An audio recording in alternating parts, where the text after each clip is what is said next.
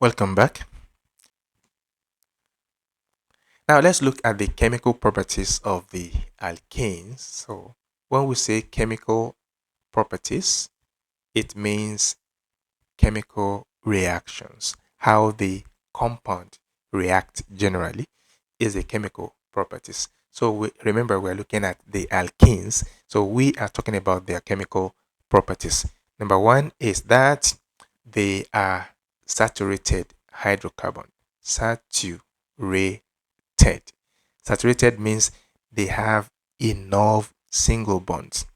They have enough carbon to carbon single bonds.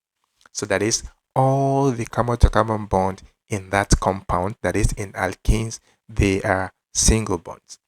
So, and then you know that already. If I if you look up here and then we'll go and look at any one of them, you can see that we have everything single bonds. And another property of these alkanes is that they are generally unreactive. Generally, they are unreactive. They can still react, but they if you want to look at their general property altogether compared to other organic compound, they seem to be unreactive. So that is one of the properties. Again, one of the chemical properties. And another chemical properties is they can undergo combustion reaction. I said they can undergo combustion reaction. So we are going to write a chemical reaction in this case. Combustion means burning. It means burning. And remember, alkanes, they are fuels. So it means in the kitchen, when you use gas cooker, you are carrying out combustion reaction. Anytime you turn on your gas cooker and then the gas start burning, you are carrying out combustion reaction. When you start the car engine and then the engine is working, if the engine is running on fuel, it means you are carrying out combustion reaction as the engine is working. So what is this combustion reaction? It is just a reaction between your fuel, that is, between your hydrocarbon, in this case, between your alkane. So I will say your alkane, which is acting as a fuel. When you burn it in the presence of oxygen, when you react it with oxygen, you are carrying out combustion reaction. Your product is going to be carbon dioxide and water molecule. So that is the reaction. And of course, when you when you feel the exhaust of your car engine, it's going to be hot. So it means this combustion reaction, we call it burning actually. It means heat will be generated. We have heat energy released from that reaction. In fact, that is why the reaction is important, because of the heat energy that is released. So let's translate this word equation to a symbol equation. Alkane, we are going to use methane for this example, which is going to be CH4 plus our oxygen O2, not O, please. It's going to be oxygen molecule, oxygen gas, to give us carbon dioxide CO2 plus water H2O, then plus energy. Yeah, plus heat energy. Now let's balance the before we balance the equation, let's supply the state for each molecule. CH4 is a gas. This is also a gas. Carbon dioxide is a gas. And then we are going to get water as water molecule, liquid. And when we balance the equation, when you're balancing this kind of equation, you look at the compounds. This is a compound. This is a compound. This is a compound. It is just a molecule. It's not a compound. Although they are all molecules, but they are molecular compounds. But this guy is not a molecular compound. It is just a molecule.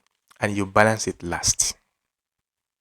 Balance a diatomic molecule last. So in this case, we have one carbon atom, one carbon atom. That is balanced. 4 hydrogen atoms here. And then here we have 2 hydrogen atoms. We can put 2 here. and that is balanced.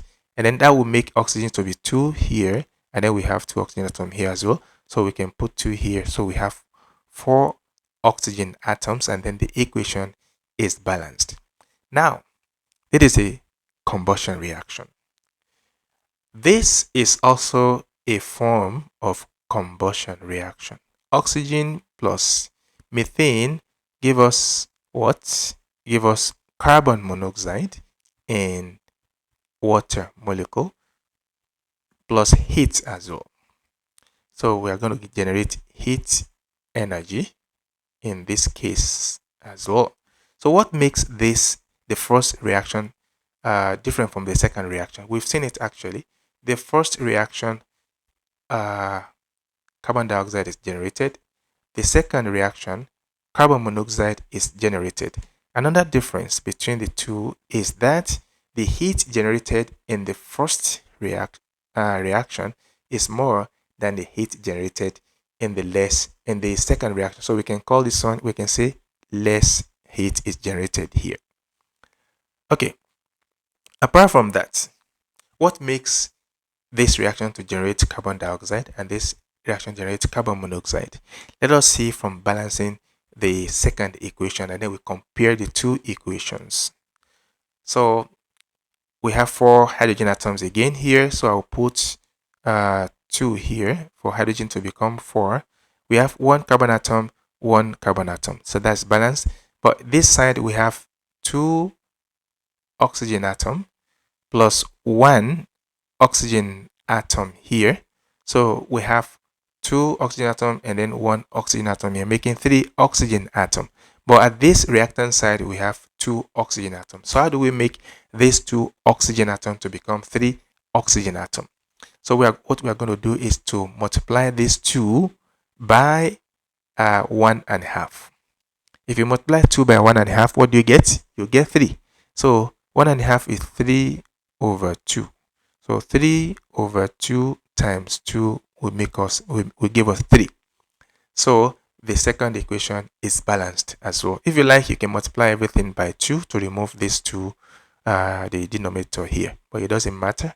This one will still give you your mark. So, and even in this case, we want to compare the two equations. We want to know why this one generates CO2 and this one generates CO.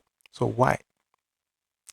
Look at the oxygen that is used to burn your methane. The same molecule of methane, 1 molecule of CH4, 1 molecule of CH4. But here we have 2 molecules of oxygen and 3 over 2, just 1.5 molecules of oxygen here. So here we use more oxygen and then we get carbon dioxide, that is carbon with 2 oxygen atoms. And then in this one we use less oxygen atom. We get what? Carbon monoxide. Carbon with only 1 oxygen atom bonded to it. So in that case, we call the first one, chemists, they call this first reaction, they call it what? Complete combustion reaction. And the second one, if this one is complete, automatically it's going to be incomplete combustion reaction. So complete and incomplete combustion, that is reaction that happens in abundant oxygen, in excess oxygen, in enough oxygen environment, that will be a complete combustion reaction. You are going to get CO2. If it is incomplete combustion, it means the reaction happens in not enough oxygen. That is incomplete combustion. So the first reaction that gave us CO2 is better than the second one that gave us CO, because carbon monoxide is what? It's a poisonous gas. So being a poisonous gas makes the second reaction not as good as the first reaction. Again, it also generates less amount of heat. So the second reaction is more dangerous than the first one because it releases carbon monoxide. And carbon monoxide is odorless. It does not have any odor. So when we breathe it in, it causes problem. Another reaction, that is another chemical properties Another chemical property of the alkanes is the substitution reaction. Reaction with chlorine in sunlight. So alkanes, they can react with, I would just say alkane this time around. One of them, alkane plus chlorine in the presence of sunlight, or you can call it UV light, the same thing, will give us, we're going to get some compounds actually. So I don't want to write the compound now, because if I just write the name, okay, let me just write the name of one of the compound we're going to get. In this case, we are going to get chloromethane, chloroalkane, sorry, because we use alkane. So we are going to get chloroalkane plus hydrogen chloride gas. So let's write the word equation, the symbol equation for this. We are still going to take our methane, CH4, and then we react it with chlorine, with Cl2, and then the condition of the reaction is UV light, and then we are going to get chloromethane, chloroalkane up here, so it's going to be chloromethane, CH3Cl. So why CH3Cl? I'll let you know that very soon, very quick actually. So let's look at why it is CH3Cl. Remember, I call this reaction, I said the reaction, I said it is what? A substitution reaction. So let's show that quickly. I have CH4 here. So I'm using the displayed formula. And then I have Cl2. I can write Cl2 like this. So we see what's going on. And then we have our UV light or sunlight. And then our product. Let's see how the product is formed. So this is CH3. I'll copy this and then I'll paste it here. So I'll put this CH3 here. Sorry, I said CH3, CH4. So one of these chlorine here will react, will replace the hydrogen here. At this level, I will just say replace the hydrogen here. So something like this will happen. So this hydrogen will go, and then they say the hydrogen is here, and then this chlorine will replace the hydrogen here.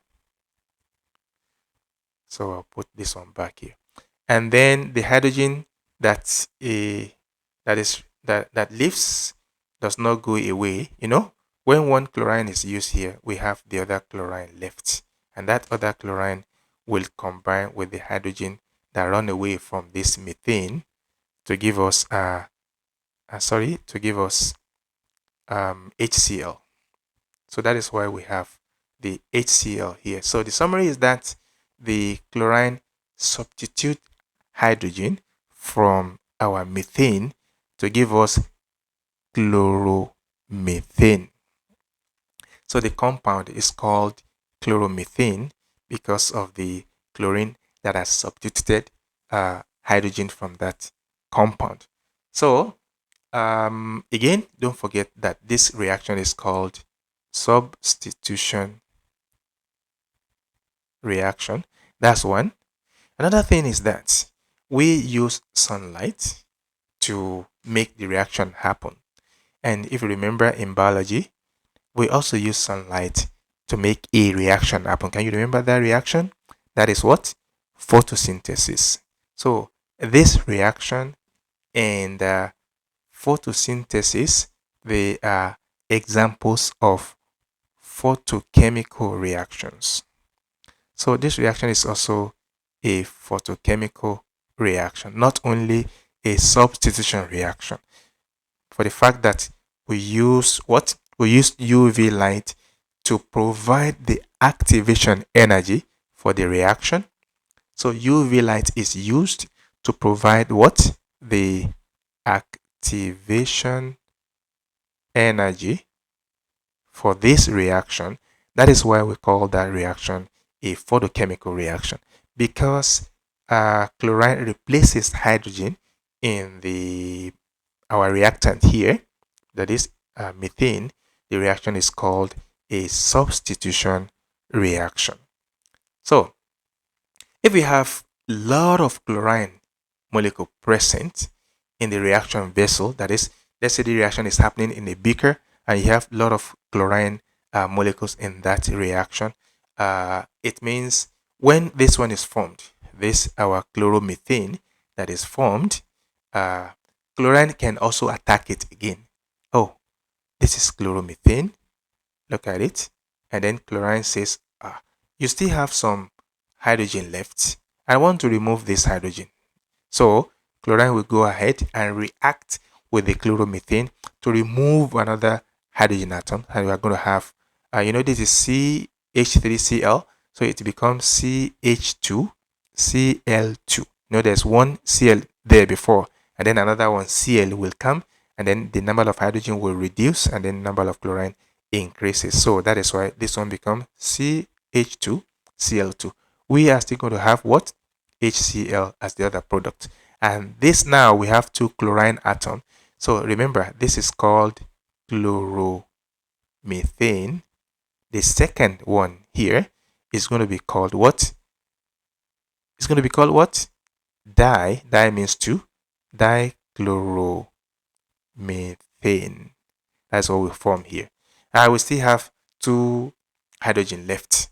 So the chlorine would still react with this, can still react with this one of the two hydrogen atom to give us what? CHCl3. This time around, it's going to be what? Trichloromethane. You will still have the same product, another product here, HCl, and then this one still have one hydrogen atom left, so it can also react further with Cl2 to give us CCl4, where all the hydrogen atom have been substituted. So in this case, the name is going to be what? 4. Tetra is 4. Tetrachloromethane. So these are the 4 compounds that can be formed by a substitution reaction of methane this time around. It can also be ethane. It is possible if you can use ethane. And then this is the second one, and this is the third one, trichloromethane, and then the last one is tetrachloromethane. They are all this one that I mentioned here, all this chloromethane, they are what? They are used as solvents in the industry. So we use them as solvents in the industry, but because they can cause serious health problems, so we use them less and less this time around. So that is everything about, is that everything about the alkanes? No. Let us move further and discuss the isomers. So let's look at isomers in the alkanes. So when we say isomers, I'll move this one up. Isomers. So for IGCSE, they call it structural isomer because there are different types of isomerism. So we call this one structural isomers. So what are structural isomers? They may ask you to define structural isomers. Structural isomers are compounds with the same molecular formula but different structural formula. So we have 2 compounds or 3 compounds that have the same molecular formula, but the structural formula is different. That is, the way we arrange the carbon atoms are different. So let's look at that in alkane.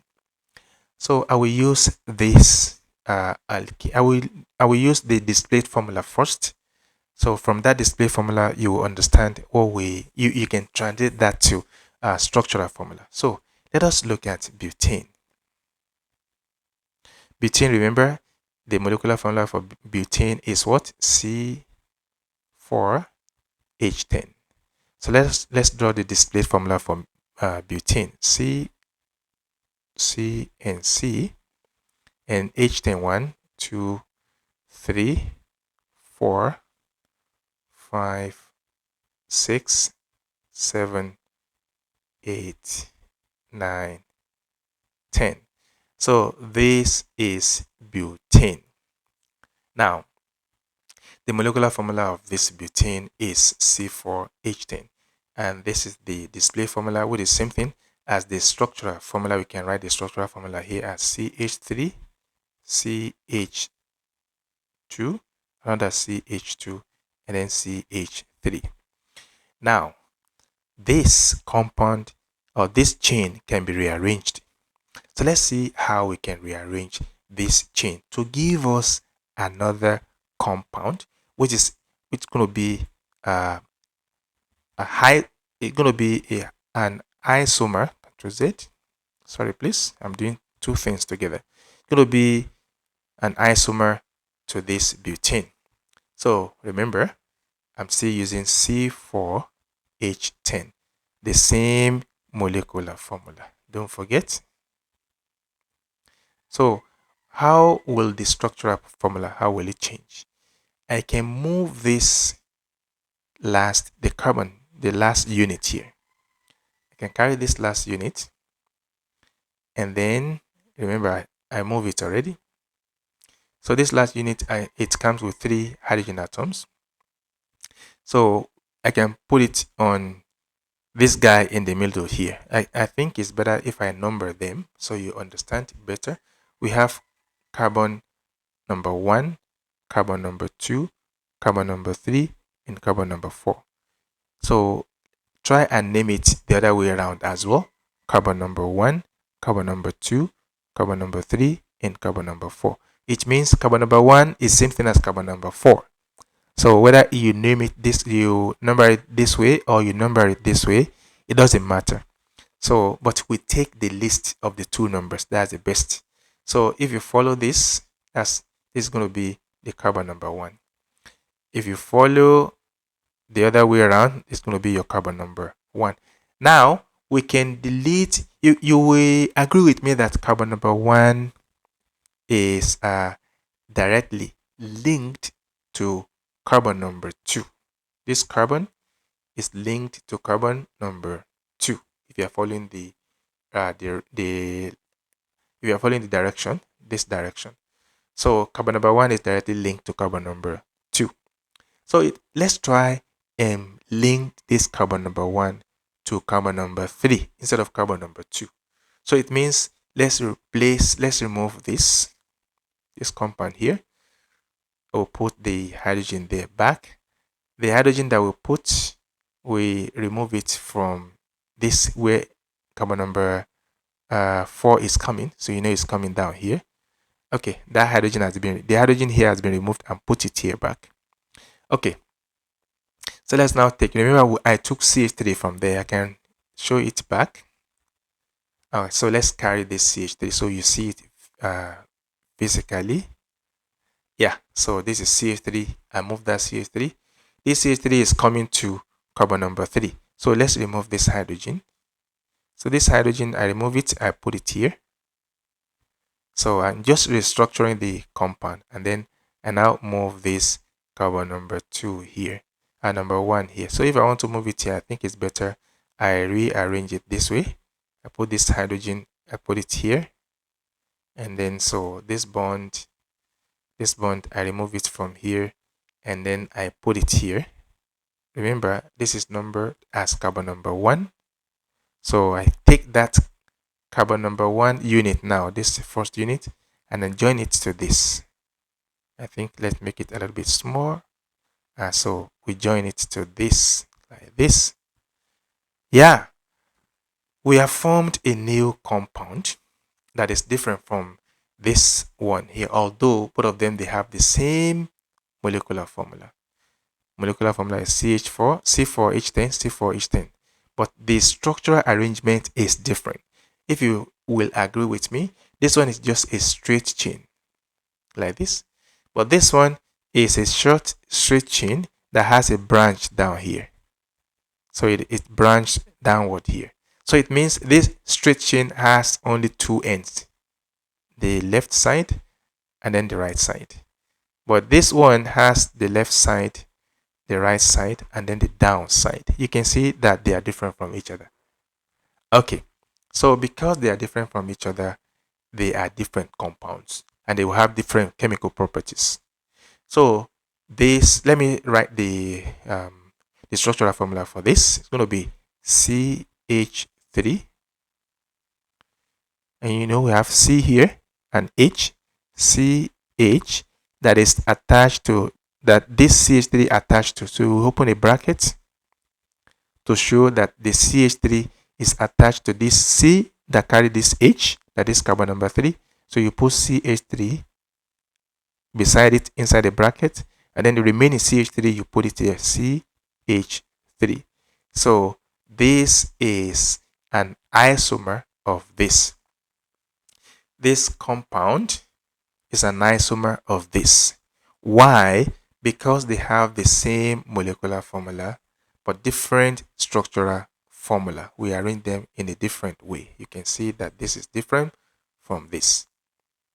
Okay, so what about their names? So let's look at their names. This is, we know this to be butane. I put the name here already, butane. Or how do we name this one? This is called prop 1. Sorry, it's not prop 1A. Sorry, this is 2-methyl. I will let you know why it is 2-methyl now. 2-methyl propane. This is not difficult at all. This name is not difficult. So I want to show you why it is 2-methyl propane quickly. So you will start, let me make this big so you will understand it. Propane, something like this, remember? It's like this. We have hydrogen here, hydrogen here, hydrogen atom here, another hydrogen atom here. And this one has a hydrogen atom and this hydrogen atom, hydrogen here, and hydrogen here. So you look at the horizontal chain that is very long. The longest chain is this. And the longest chain has 3 carbon atoms. Remember? 1, 2, 3. 3 carbon atoms. So because it has 3 carbon atoms, let's put it, because it has 3 carbon atoms, of course it's going to be what? Prop. And remember, we are talking about alkane. So the longest chain is propane. The guy that branched with that longest chain, that joined the longest chain from the side, this guy, the side chain, is what? It is CH3. CH3, remember, 1 carbon atom, like this, must have 4 hydrogen around it, right? And if it has 4 hydrogen atoms, it must have 4 bonds around it. And for methane, methane has 4 hydrogen atoms around it. Now, once we remove one of the hydrogen atoms, this one becomes CH3. This one linked to something else, and you can see it links to this carbon up here. So this part here, that is methane, when you remove one hydrogen atom from it, the name will change from methane. It becomes what? Methyl. L-Y-L. Methyl or methyl, any way you want it. So this guy here is like methane minus 1 hydrogen atom. Carbon, hydrogen, hydrogen, and hydrogen. So it is no longer methane, it is methyl. So that is why we will change the name of this side chain. We will call it methyl. So I put this name by the side here. So this methyl is attached to which of the 3 carbon atom? Which number? You will agree with me that we all can see that it's attached to this carbon number 2, right? So it is attached to carbon number 2. So we can link all this together. The chain is propane. That is the owner of the whole compound. Propane. The name will come last. What attached to propane? It is methyl. So I write methyl here. Where does the methyl attach to propane? It attached to carbon number 2 of propane. So we use this dash line to separate the number from word. So the name is 2-methyl propane. You can listen to the video again if you want to understand it further. Okay, so that is the name of the isomer of butane. So both of them, they have the same molecular formula, but different structural formula. Yeah, this is quite a long section, but before we finish this section, we are at the last part of this section. Student can get confused in a question like this, where you have this compound. Let's look at it. This is methane. Of course, it has 2 carbon atoms and everything.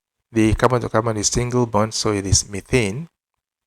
Yeah, so let's substitute one of the hydrogen atom with bromine. So, and then I'm not asking you, IGCSE does not need the name of this from you. So I'm not asking you the name as well. In the exam, they will, if they want to ask a question about this, they will give you the name of it. So, but I just want to draw it in 3 ways. So the BR, let's number this carbon, this number 1, number 2, number 1, number 2, number 1, and number 2. Now, I remove the BR from this. I put it here, down here. So it's going to be BR. And then this is hydrogen. And the BR that is here, I remove it from here. I put it here. I write BR. And then I also put it down here as well. BR. And then there's hydrogen here. So now, if they ask you, this compound, I have A, B, C, are they structural isomers? What's going to be your answer? So let's see whether they are structural isomers or not. Remember, I said it is good you number left to right and right to left. So let's number 1, 2, and then 1, 2, and then 1, 2. So carbon number 1 is also carbon number 2. Carbon number 2 is also carbon number 1. So if you look at this compound A here, they have the same molecular formula, which is what? It's the molecular formula of this compound A is CH3. So let me use molecular formula, not structural formula. Is C2 what? C2. How many hydrogen? 1, 2, 3, 4, 5. C2H5 and 1 bromine. The second one has how many carbon atoms? C2. How many hydrogen? 1, 2, 3, 4, 5. C2H5 and 1 bromine, Br. The third one has how many carbon atoms? 2, C2. How many hydrogen atoms? 1, 2, 3, 4. C2H4. And then how many bromine? Br2. So if you want to go by the class that we had previously about isomers, you will see that this A, compound A and compound B, they have the same molecular formula. What about their structural formula? Is it the same or different? You know, if they have different structural formula, it means they are isomers. So do they have different structural formula? Yes or no? No, they don't. Because if you look at this bromine, it is attached to carbon number 1 or 2. Attached to what? Carbon number that is labeled 1 or labeled 2. If you look at it here as well, it is attached to carbon number that is labeled what? 1 or 2. So there's no difference between both of them. So that's why I said the numbering of this carbon is very important. Bromine attached to carbon that is labeled 1 or 2. Here in B, the bromine is also attached to carbon that is labeled 1 or 2. So there's no difference whether you put it here or on this carbon, since you're having 2 carbon atoms. So these 2 compounds, they are not isomers. It is the same compound actually. C2H5Br, C2H5Br. This is the structural formula, this structural formula. No difference between the two. Okay, in this case, the third one here, of course, this is completely different from the other two, because the molecular formula is different already. C2H4Br2, but this one is C2H5Br. So this is not an isomer to A and B, because A is B. So C is not an isomer to B or an isomer to A. It is not. And A and B are not isomers. You can see that from the explanation. So with this, we end this part of the series. It's quite long, and we are going to move to the next series by looking at cracking of alkanes. See you there.